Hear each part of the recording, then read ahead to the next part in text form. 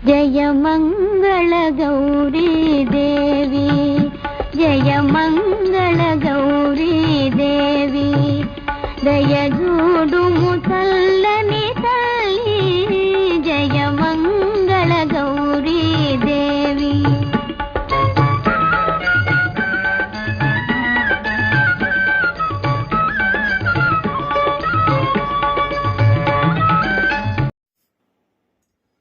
ओम श्री महागणाधिपतये नमः।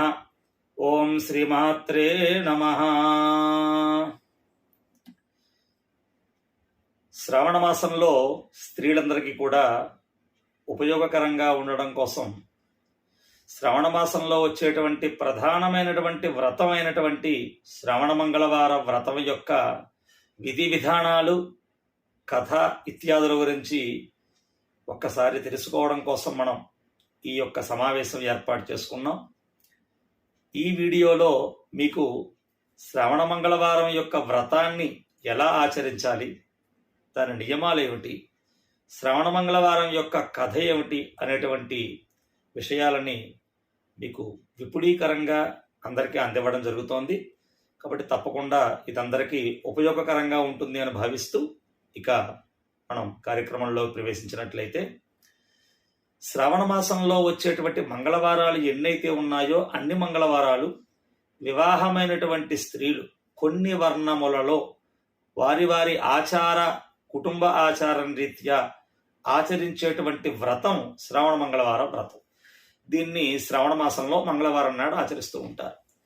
వివాహం అయిన తర్వాత దీన్ని 5 సంవత్సరాల పాటు ఈ వ్రతాన్ని పాటించాలి.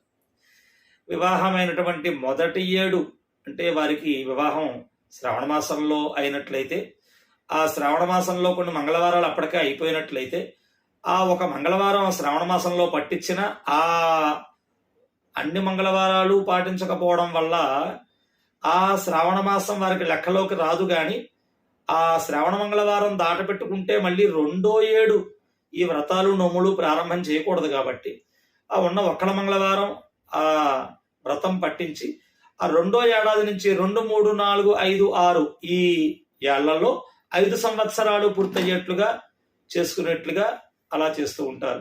శ్రావణ మాసానికి ముందే ఏ మాఘ పాల్గొనాల్లోనో చైత్ర వైశాఖాల్లోనో అలాగే జ్యేష్ఠ మాసాలు ఇలా వివాహాలు అయిపోయిన వారందరూ కూడా ఆ మొదటి శ్రావణ మాసాన్ని నోము పట్టి అది మొదటి ఏడు, తర్వాత 2, 3, 4, 5 ఏళ్ళు మధ్యలో ఈ లోపు ఏవో గర్భం లేదా వేరే వేరే అవాంతరాలు వచ్చినట్లయితే ఆ ఏడాది వదిలిపెట్టేసి తర్వాత ఏదైనప్పటికీ వివాహమైన తర్వాత 5 సంవత్సరాలు ఆచరించే వ్రతం శ్రావణ మంగళవారం వ్రతం. అది కూడా వివాహమైనటువంటి ఏడాదే ఈ వ్రతాన్ని పట్టాలి. ఏ కారణం చేతేనా వివాహమైన ఏడాది ఈ వ్రతం పట్టడానికి కనుక ఆటంకాలు ఏర్పడితే 2వ ఏడాది పట్టడానికి వీల్లేదు. 3వ ఏడాది వచ్చేంత వరకు వేచి ఉండి 3వ ఏళ్ళలో ఈ వ్రతాన్ని బట్టి తర్వాత 5 ఏళ్ళు పూర్తయ్యేట్లుగా చేయాలి.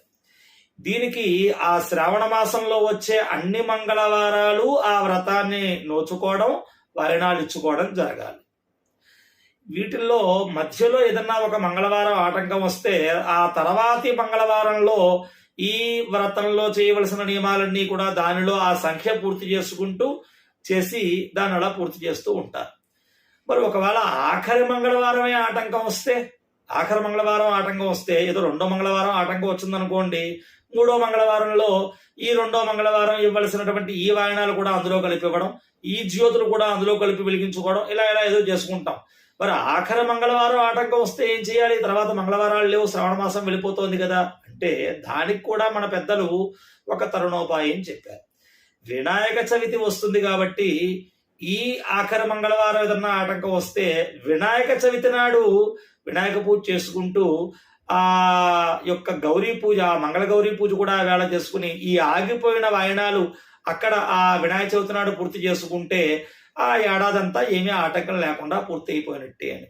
ఇలా ఈ నియమాలతో మొదటి ఏడాదే ప్రారంభించడం, మొదటి ఏడాది కాకపోతే 2 వదిలేసి 3 ప్రారంభించడం, ఏదైనప్పటికీ 5 సంవత్సరాలు పాటించడం.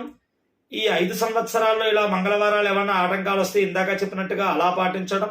ఈ 5 ఏళ్లలో కూడా మొదలుపెట్టిన తర్వాత రెండో ఏడాది ఏమైనా ఆటంకం వచ్చిందనుకోండి, మూడో ఏడు చేసుకోవచ్చు. కానీ అది 2 కింద లెక్క వేసుకోవాలి. ఒకటి గతంలో పూర్తయింది, రెండోది ఆగింది, ఇప్పుడు మళ్ళీ రెండోది చేస్తున్నారు, 3వ సంవత్సరంలో రెండోది చేసుకుంటున్నారు. అలా లెక్క వేసుకుంటూ 5 సంవత్సరాలు చెయ్యాలి. అది ప్రధానం. ఇక తర్వాత దీనికి వాయనములు, జ్యోతులు ఈ లెక్కగా వెళుతూ ఉంటుంది. అంటే మొదటి సంవత్సరం పట్టిన తర్వాత మొదటి మంగళవారాలన్నీ కూడా 5గురు ముత్తైదులకు వాయనం ఇవ్వాలి.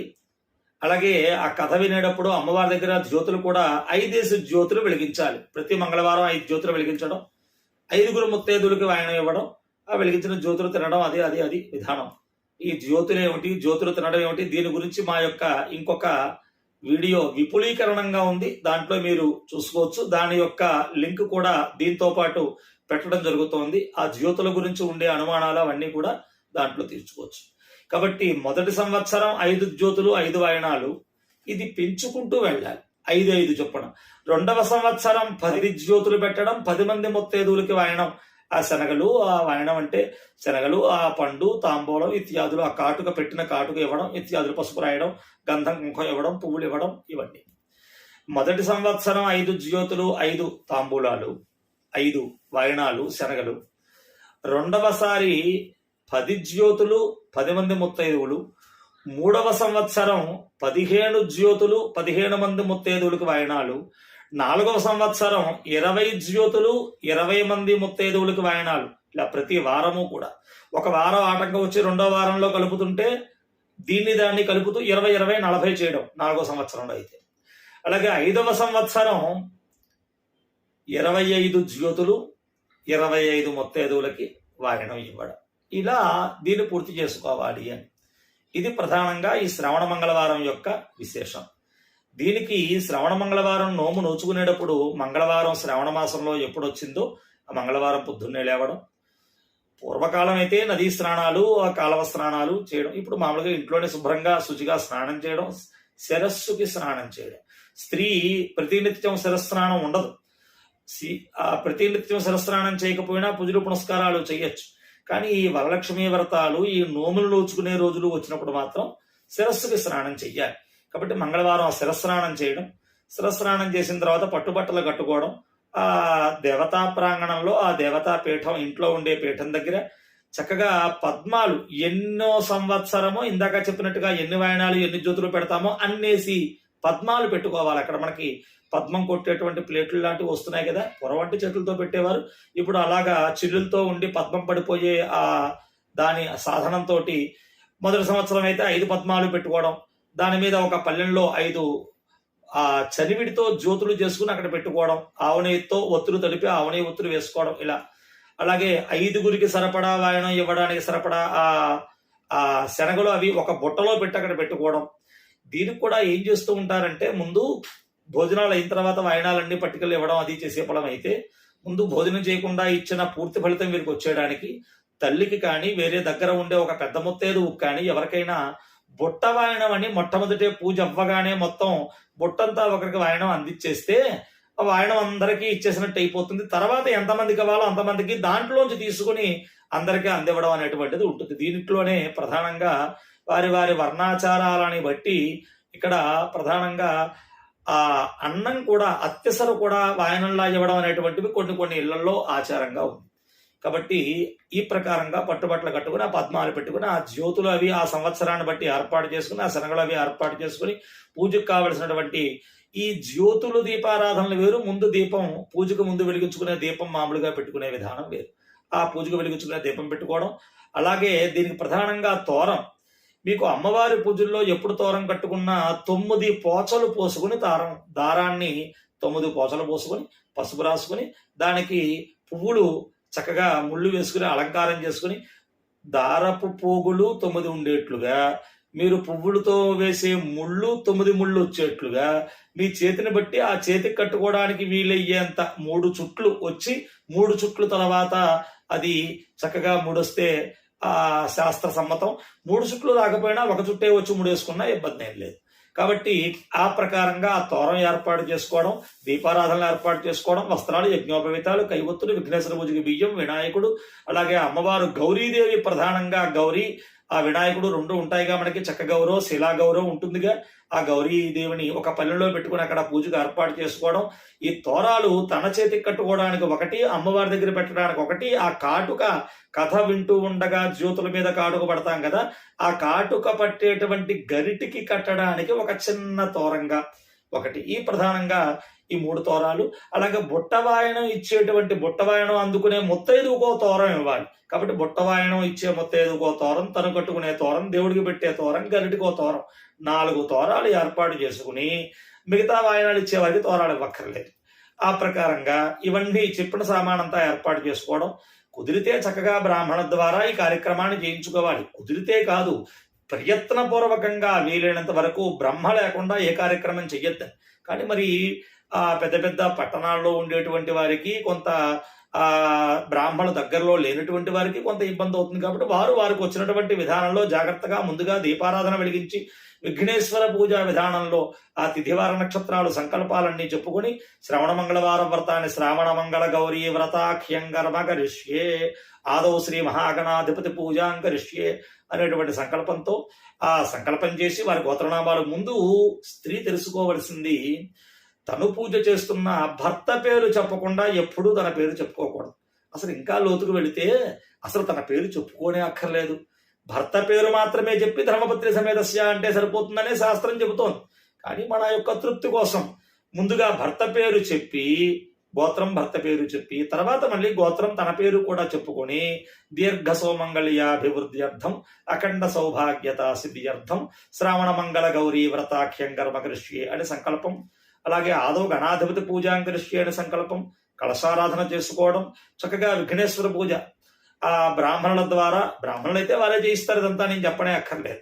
బ్రాహ్మణులు దగ్గర లేరు అనుకునేటువంటి వారు విఘ్నేశ్వరుడికి ఉపచారాలన్నీ, ప్రధానంగా పూజ అంటే ధ్యానము, ఆవాహనము, ఆసనము, పాద్యము, అర్ఘ్యము, ఆచమనము, స్నానము, వస్త్రము, యజ్ఞోపవీతము, గంధము, అలంకరణము, ధూపము, దీపము, నైవేద్యము, తాంబూలము, నీరాజనము, మంత్రపుష్పము, ప్రదక్షిణము, నమస్కారము, ఆ స్వామివారికి ఆ పూజంతా అర్పించడం.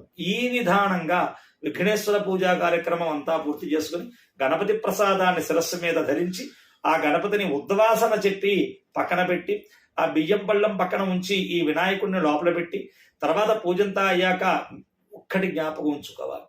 ఎవరికైనా బ్రాహ్మడు లభించక వారికి వారే పూజ చేసుకున్నా ఈ విఘ్నేశ్వర పూజ బియ్యం ఆ పూజంతా పూర్తయ్యాక బ్రాహ్మడు ఏదో దేవాలయంలోనో ఎక్కడో దగ్గరలో దేవాలయాలు లేని పట్టణం ఏది ఉండదుగా, ఆ దేవాలయాల కన్నా వెళ్ళి లేదా ఏదో ఒక బ్రాహ్మణ దగ్గరికి వెళ్ళి ఆ బ్రాహ్మడికి ఈ బియ్యము, ఈ ఫలములు, ఈ తాంబూలములు వారు పూజ చేయిస్తే మనం ఎలా అయితే దక్షిణ ఇస్తామో అలాగే మనం చేసుకున్న వారి సత్యానుసారం దక్షిణ తాంబూలాలు బ్రాహ్మణికి ఇస్తే తప్ప ఏ వ్రతము పూర్తయినట్టు కాదు. మనం చేసేసుకున్నామనో లేకపోతే ఏదో యూట్యూబ్లో దొరికిందనో ఎవరో చెప్పారనో చేసేసుకున్నామనో ఏది చేసుకున్నా బ్రాహ్మణ దక్షిణతోటే, దక్షిణ లేని యజ్ఞం వ్యర్థం అన్నారు.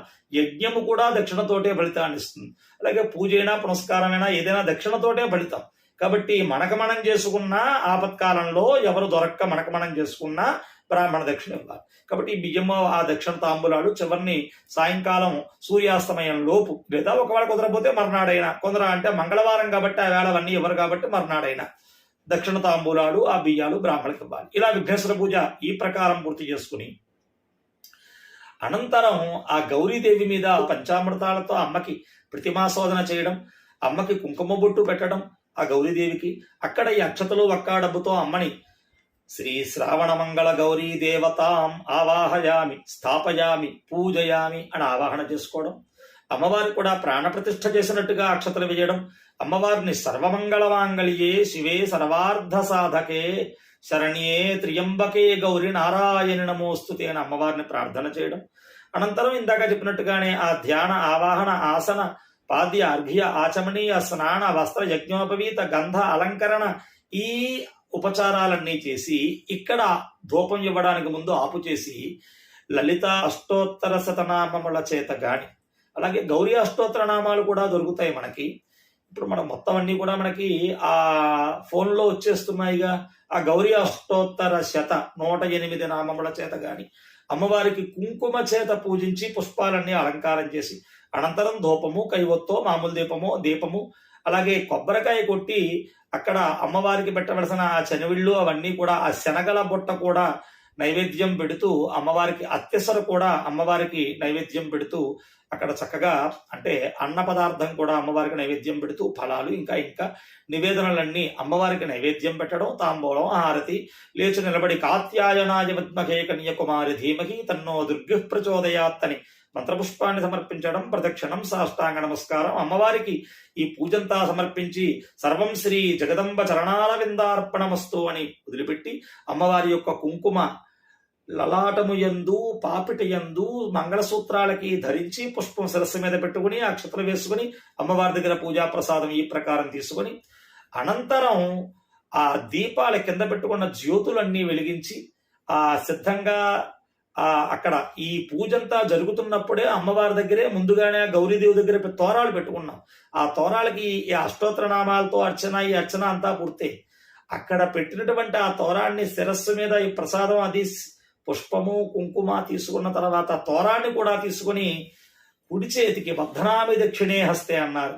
కుడి చేతికి ఆ తోరాన్ని కట్టుకుని ఒక తోరాన్ని అమ్మవారి దగ్గరే ఉంచి ఒక తోరాన్ని వారు కట్టుకుని ఆ వాయనం ఇచ్చేవారికి ఇచ్చే తోరాన్ని ఆ శనగల పుట్ట మీద పెట్టి ఇంకొక తోరం 4 తోరాలు కట్టుకోవాలని చెప్పాం. ఇంకో చిన్న తోరాన్ని గరిటికి కట్టి ఆ జ్యోతులన్నీ వెలిగించి ఆ గరిటిని అక్షతల చేత్తో పట్టుకున్నటువంటి ఆ అక్షతల చేతిలోనే గరిట పట్టుకుని గరిట కాడ వెనకాల మనం పట్టుకుని ఆ చెప్ప దీపాల మీదకి వచ్చేట్లుగా దాని యొక్క ఆ గరిట యొక్క ఆ ఉండేటువంటి ఆ పాత్ర ఉండేటువంటి ప్రదేశం దీపాల మీద వచ్చేట్లుగా పట్టుకుని అప్పుడు మంగళ గౌరీ వ్రత కథాపారాయణమవధారయ శ్రవణమవధారయ అని ఆ యొక్క మంగళ గౌరీ వ్రత కథని వినాలి.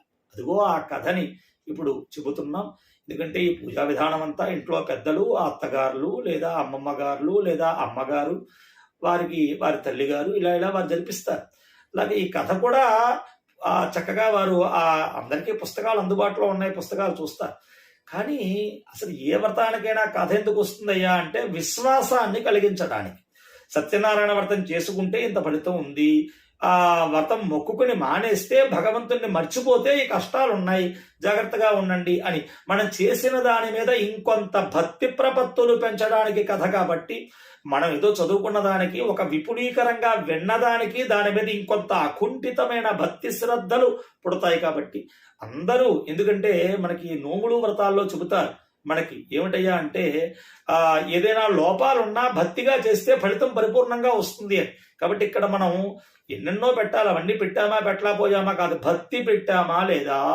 అందువల్ల భక్తి ఉంటే ఆ ఫలితం వస్తుంది. కాబట్టి భక్తిని కలిగించేదే అమ్మవారి చరితం, అమ్మవారి యొక్క గాథలు. అందుకని అమ్మవారి గాథతో కూడినటువంటి వైభవాలతో కూడిన శ్రవణ మంగళ గౌరీ కథ వివరంగా కనుక విన్నట్లయితే అమ్మవారి మీద భక్తి శ్రద్ధలు ఇంకా పెంపొందుతాయి అనేటువంటి ఉద్దేశ్యంతో శ్రావణ మంగళ గౌరీ కథలోకి మనం ప్రవేశిస్తూ, ఏమిటి అమ్మవారి యొక్క కథలో ఉన్న విశేషం అంటే, ఒక బ్రాహ్మణుడు ఉండేవాడు. ఆ బ్రాహ్మణుడు పాపం నిస్సంతువు, సంతానం లేదు. ఆ భార్యాభర్తలు ఎన్నో పూజలు పునస్కారాలు చేశారు, భగవంతుడు ఇవ్వాలిగా సంతానం. ఎందువల్లో వారికి పూర్వజన్మ సుకృతం ఎలా ఉందో సంతానం కలగలేదు. ఒకసారి ఇలా కాదు, తపంచేత దేన్నైనా సాధించవచ్చు కదా, తపమాచరించి నా కోరిక తీర్చుకుంటానని భార్యకి చెప్పి అరణ్యంలోకి వెళ్ళి అకుంఠితమైన దీక్షతో కొన్ని సంవత్సరాలు దీక్ష బట్టి తపస్సు చేయడం ప్రారంభించాడు. అతని అదృష్టం బాగుంది, సులభంగానే అతని పూర్వజన్మ సుకృతం కూడా కలవడం వల్ల అతి తొందరగానే పార్వతీ పరమేశ్వరులు ప్రత్యక్షమయ్యారు. ఏమినైనా ఏమిటి, శుష్కింపజేసుకునే దేహాన్ని తపిస్తున్నావే, పరితపిస్తూ తపమాచరిస్తున్నావే, ఏం కావాలి నీకు అన్నారు. ఏమీ లేదయ్యా, సంతానం కోసం ఈ యొక్క తపస్సును చేస్తున్నాను, అది ఇస్తే ఆనందిస్తాను, సంతానం కావాలన్నారు. పరమేశ్వరుడు యొక్క లీలా విశేషాలు చిద్విలాసంగా ఉంటాయి. వారు కావాలంటే ఏదైనా ఇవ్వలేరా, కానీ ఒక మెలిక పెట్టారు.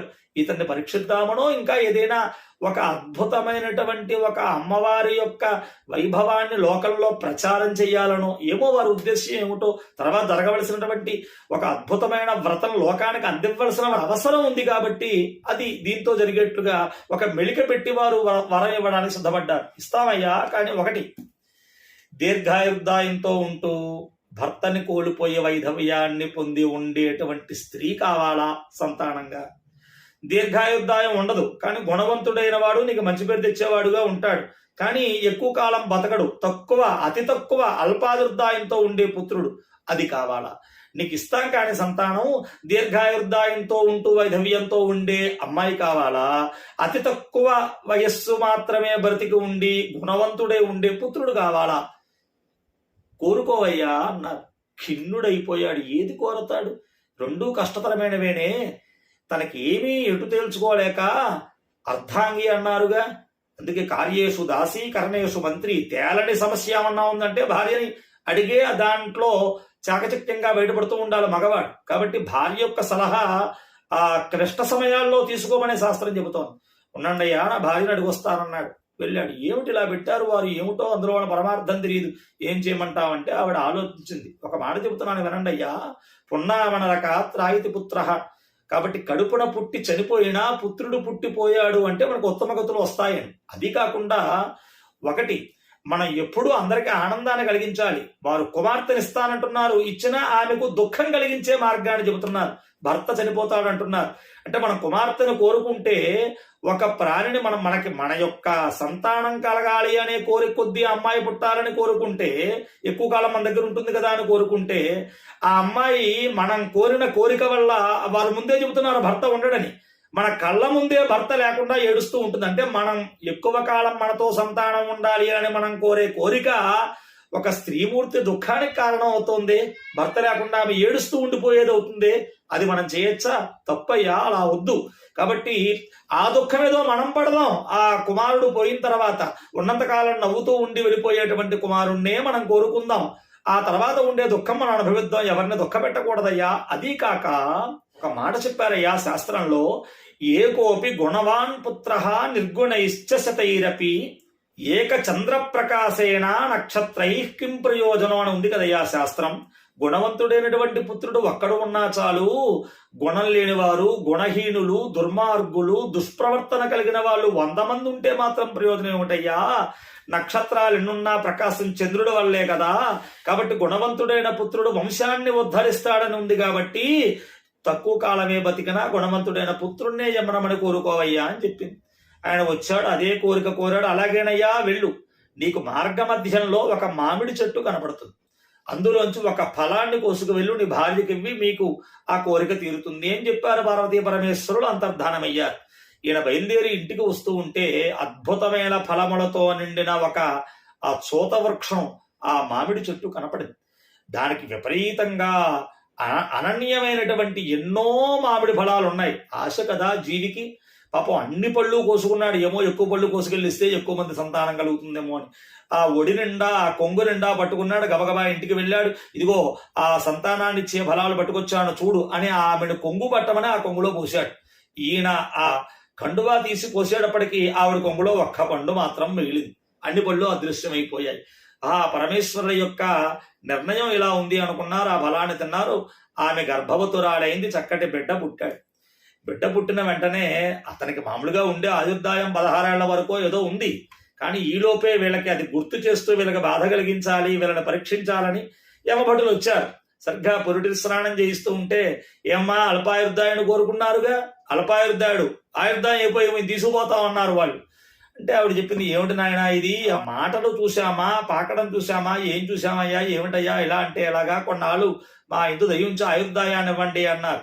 పరమేశ్వరుడు అలాగా ఇచ్చి ఉన్నాడు 16 ఏళ్ల వరకు, ఆ తర్వాత కాలం వరకు. సరే అని చెప్పిన వాళ్ళ ఆ తల్లి మాట విన్నట్టుగా వెళ్ళిపోయారు. మళ్ళీ అన్నప్రాసన వేళ వచ్చారు. ఏమిటి మళ్ళీ అన్నారు. ఉండండి అయ్యా, ఎక్కడైనా చౌలం చూసామా, ఏమన్నా చూడాకర్మ చూసామా, కొన్నాళ్ళు ఆగండి అన్నారు. మళ్ళీ వెళ్ళిపోయారు. 3వ ఏడు వచ్చారు. ఏమిటి మళ్ళీ అన్నారు. మళ్ళీ ఆవిడ ప్రాధేయపడింది. ఉండండి అయ్యా, ఉపనయన సంస్కారం చూసామా, ఏమన్నా చూసామా, కొన్నాళ్ళు ఆగండి అయ్యా, నా బిడ్డన దగ్గర ఉంచండి అని కోరుకుంది.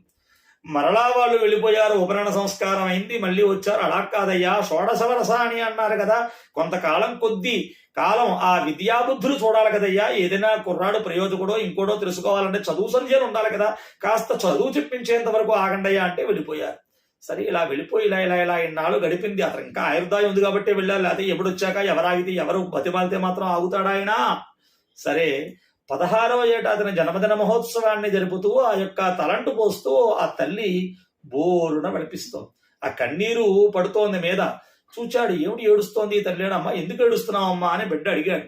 అడిగితే చెప్పింది, నాయన ఏం చేయమంటావరా, సంతానమే లేనటువంటి మాకు ఈశ్వరానుగ్రహం వల్ల నువ్వు పుట్టావు. ఆయన కూడా మమ్మల్ని పరీక్షించడానికో ఏమిటో అల్పాయుష్యవంతుడైనటువంటి సంతానాన్ని ఇస్తున్నానని నిన్ను ఇచ్చాడురా.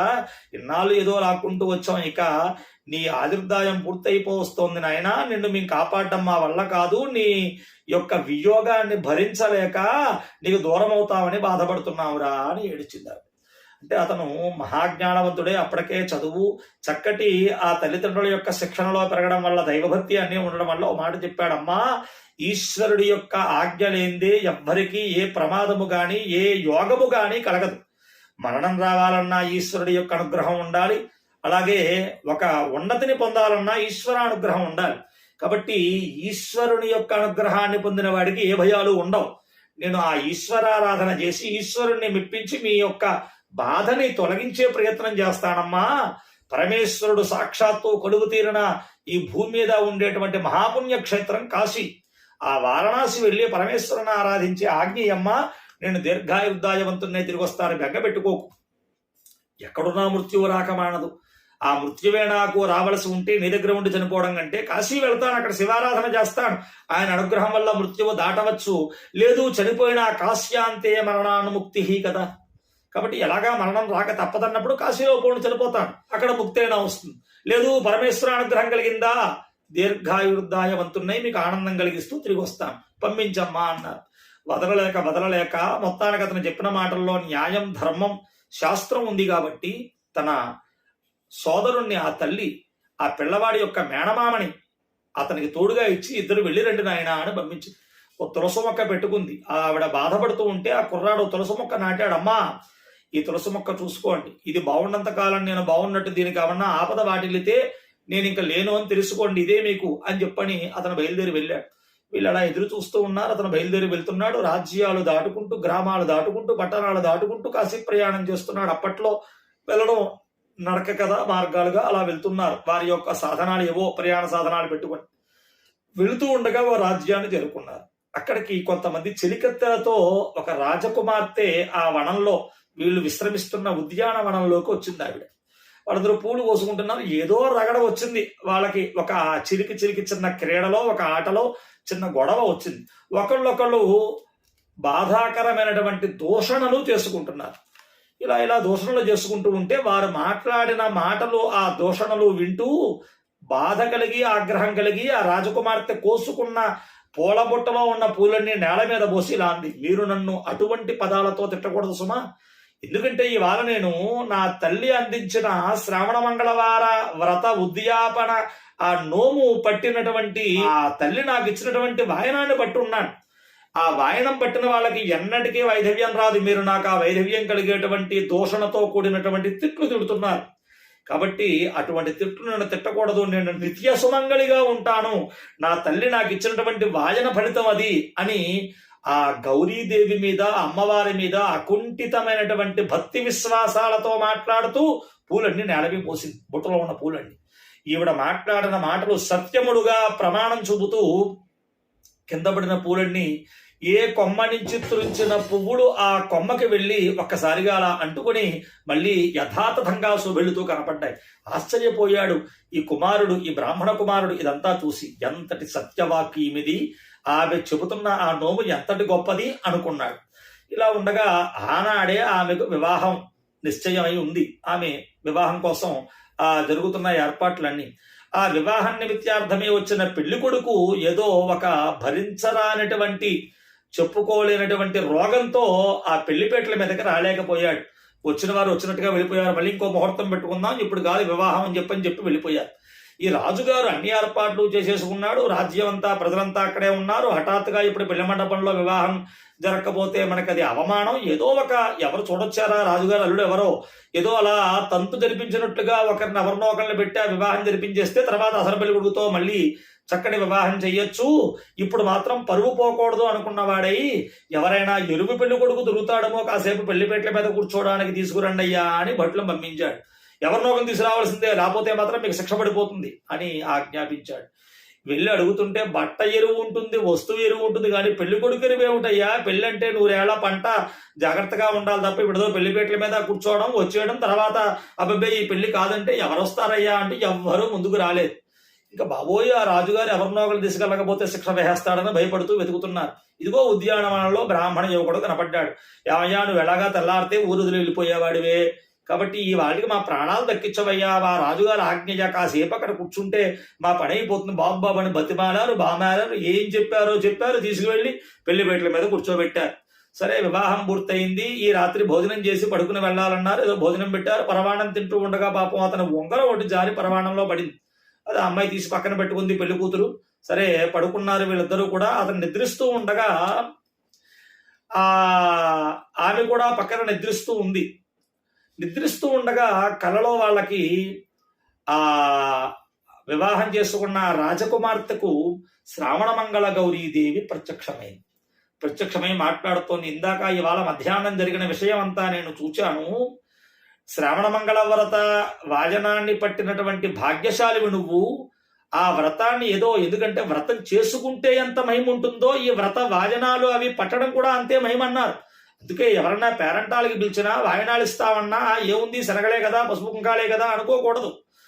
ఈ రోజుల్లో కొన్ని చోట్ల ఎలా జరుగుతుందంటే ఈ పేరంటాలు ఇవి జరుగుతున్నా గిఫ్ట్ ఏమి ఇస్తున్నారని చూస్తూ గిఫ్ట్లు కొద్దీ వెళ్తున్నారు. గిఫ్ట్ కాదమ్మా, పసుపు కుంకుమే నీకు అత్యంత సౌభాగ్యం, అత్యంత సువర్ణాభరణం. కాబట్టి ఇప్పుడంటే వచ్చాయి, ఏ పేరంటం పెట్టినా దాంతో పాటు గిఫ్ట్ ఇవ్వడాలు ఇంకోట్లు. పూర్వం ఏమిటి వచ్చే బహుమానం అంటే పసుపు కుంకుమే బహుమానం, అంతకు మించిన బహుమానం ఏముందమ్మా. కాబట్టి పూర్వం వాళ్ళు పసుపు కుంకాలు వాజనం అంటే అలాగే ఎంత వృద్ధురాలైనా పండు ముత్తైదవ లేచి వెళ్ళగలిగే ఓపిక లేకపోయినా పసుపు కుంకాలు ఇస్తున్నారంటే ఆవిడ దూరం వెళ్ళాలమ్మా, వెళ్లకుండా ఉండకూడదమ్మా అని వెళ్తూ ఉండేవారు. ఆ కోడళ్ళు ఏమైనా బద్దకించి ఏం వెళ్తాం అత్తయ్య అంటే తప్పమ్మా, అలా అనకూడదు. పసుపు కుంకాలు ఎవరు పంచి పెడుతున్నా ఎక్కడ వాయనం ఇస్తున్నా వెళ్ళాలమ్మా అని చెప్పి పంపించేవారు. సరే ఇప్పుడు ఆధునిక కాలంలో రకరకాల పోకడలు, వినే కోడళ్ళు ఉన్నారు, వినని కోడళ్ళు ఉన్నారు, చెప్పే అత్తగారులు ఉన్నారా, ఏం వెళ్ళక్కర్లేదులే అనే అత్తగారులు ఉన్నారు. రెండు వైపులా ఉన్నాయి. కాబట్టి ఆ వాయనం పట్టినటువంటి సౌభాగ్యం ఇది పట్టడమే కాకుండా దాని మీద భక్తి విశ్వాసాలతో ఆ వాయనాన్ని పట్టావు. ఎప్పుడు పూజా పురస్కారం చేయడం వేరు, దాని మీద భక్తి విశ్వాసాలు కలిగి ఉండడం వేరు.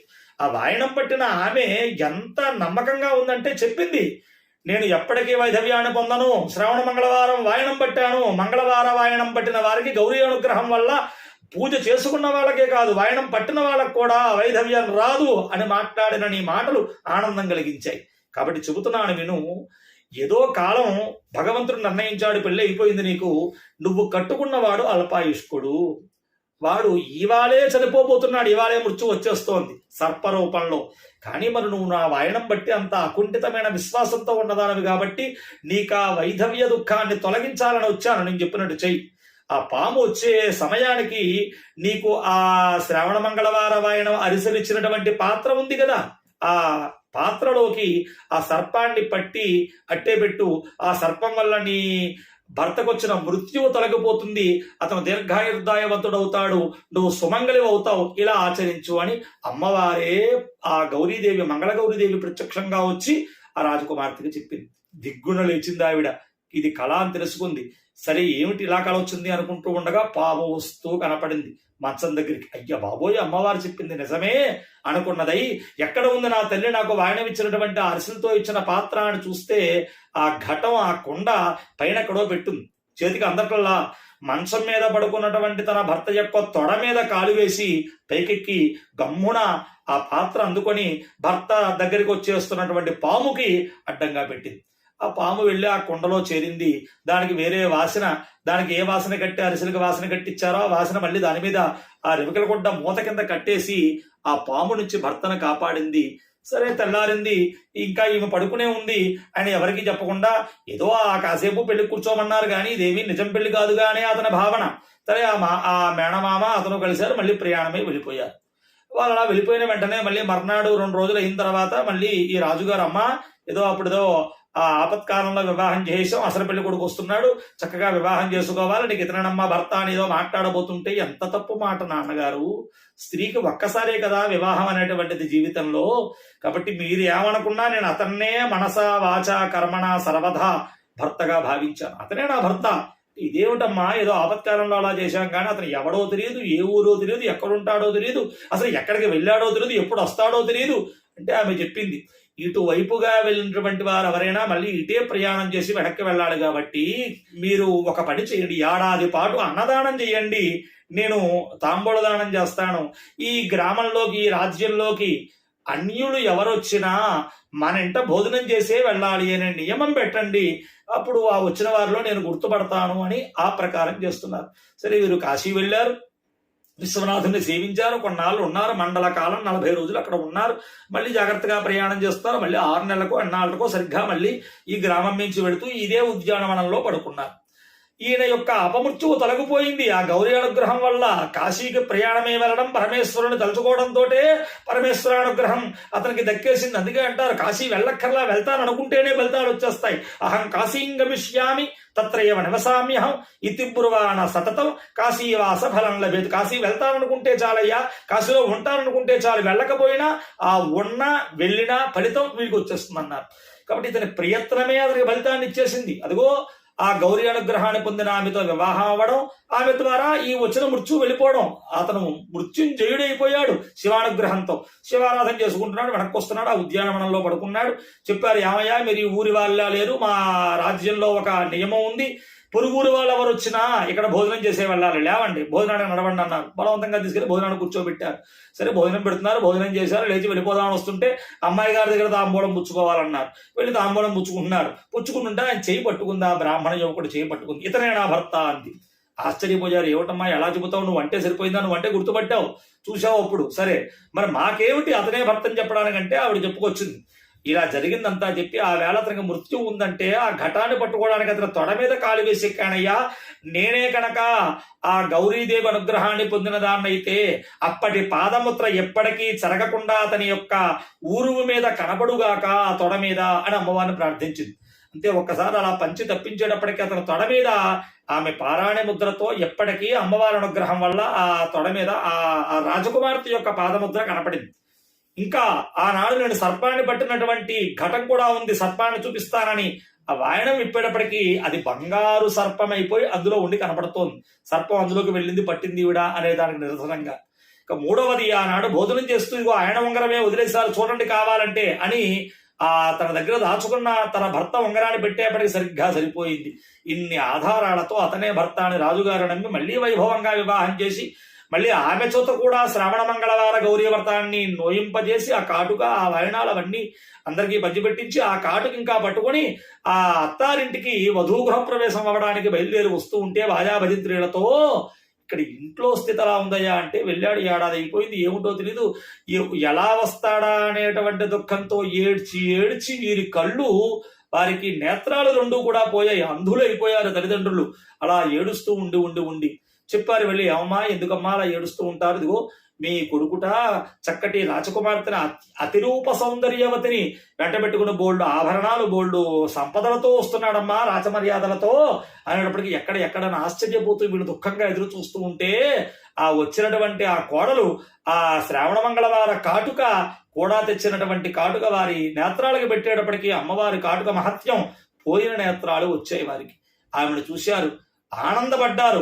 దీర్ఘాయుర్దాయుడే వచ్చినటువంటి కుమారుడు చూశారు, జరిగిన వృత్తాంతం అంతా కోడలు చెప్తే విన్నారు, అపమృత్యువంతా ఈ రకంగా తొలగిందా అని ఆనందపరవశులై అందరూ ఆశ్చర్యపోయారు. ఏమిటి కుర్రాడు ఎక్కువ కాలం బతకడం చెప్పుకుంటూ ఉండేవారు, చిన్నప్పటి నుంచి ఎలా బతకడమ్మా అంటే అందరూ విన్నారు ఈ శ్రావణ మంగళవార విశేషాన్ని. అలాగా అని ఆనాటి నుంచి ఆ రాజ్యంలోని వారు, ఆ గ్రామంలోని వారు అందరూ ఈ శ్రావణ మంగళవార వ్రతాలు చేస్తూ 5 సంవత్సరాలు ఆచరించి అమ్మవారి అనుగ్రహాన్ని పొంది దీర్ఘాయుర్దాయంతో, దీర్ఘ సోమంగళత్వంతో, ఐదవతనంతో, ఆ పిల్లాపాపలతో, అష్టైశ్వర్య భోగభాగ్యాలతో ఆ స్త్రీలందరూ కూడా అనంతరం గౌరీ సాన్నిధ్యాన్ని పొందారయ్యా అని మనకి సూతుల వారు ఈ గాథలన్నీ కూడా మనకి చెప్పినట్టుగా మనకు కనబడుతూ ఉంది. అటువంటి శ్రావణ మంగళ గౌరీ వ్రత ఆచరణ వల్ల ఈనాడు ఈ వ్రతాన్ని చేస్తున్నటువంటి మీరందరూ కూడా అమ్మ అనుగ్రహంతో చక్కనైనటువంటి భర్తృ సంపూర్ణ ప్రేమ ఆదరణాలు పొందాలని, ఎందుకంటే అన్యోన్య దాంపత్యం కావాలి, భర్త మాట భార్య మాట ఒకటవ్వాలి. అలా అటువంటి అన్యోన్య దాంపత్యం కలగాలి,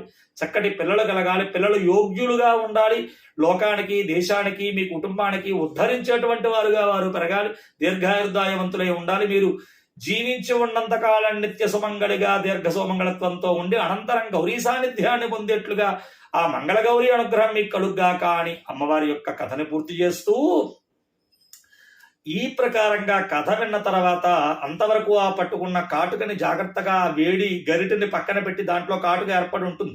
ఆ గరిటికి నెయ్యి రాసేలా పట్టుకుంటే ఆ నెయ్యే మనకి చక్కగా ఆ కాటుకగా ఏర్పడుతుంది పొగ వల్ల. దాన్ని పక్కన పెట్టుకుని అక్షతలు అమ్మవారి మీద కథ విన్న అక్షతలు అమ్మవారికి వేసి కొంచెం మీరు వేసుకొని ఆ కాటుకని ధరించి, అలాగే ఆ ముత్తైదువుని మొత్తం వాయనదానం బుట్ట వాయనదానం బట్టేటువంటి ముత్తైదుని కూర్చోబెట్టి పసుపు రాసి గంధము కుంకుమ పుష్పములు అన్ని ఇచ్చి చక్కగా కాటుక పెట్టి ఆ చేతికి తోరాన్ని కట్టి ఆ వాయనం బుట్ట వాయనం అందించి, అలాగే కొన్ని చోట్ల అలవాటు ప్రకారంగా ఇచ్చేటువంటి ఆ అన్నవాయనం కూడా అందించి ఆమె చేత దీర్ఘ సుమంగళీ భవ అని అక్షతలు వేయించుకొని అనంతరం వారు భోజనం చేయడమో ఏదో చేయడమో చేసి ఇంటికే పిలిచి పేరంటం పెట్టుకునేవారు. కొంతమంది ఇంటింటికి వెళ్ళిచ్చేవారు, కొంతమంది అలా వారి వారి ప్రకారంగా వారి సంవత్సరాన్ని బట్టి 5 మందికా 10 మందికా 15 20 25 ఆ సంవత్సరాన్ని బట్టి అంతమంది ముత్తైదువులకి ఇచ్చి వారి ఆశీర్వచనాన్ని తీసుకొని ఆ రాత్రి వేళ ఆ తోరాన్ని విప్పి అమ్మవారి దగ్గర ఉంచడంతో ఈ వ్రతం పూర్తవుతుంది. మరునాడు ఆ పునఃపూజ చేసి చిన్న నైవేద్యం పెట్టి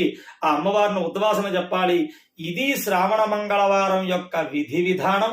కాబట్టి తల్లులందరూ కూడా ఈ విధానంలో అమ్మవారిని సేవించుకుని తరించాలి అని అమ్మవారి యొక్క ఆశీస్సులు మీ అందరికీ ఉండాలని అమ్మవారిని ప్రార్థిస్తూ స్వస్తి. మీ పోలీస్ వారణాసి.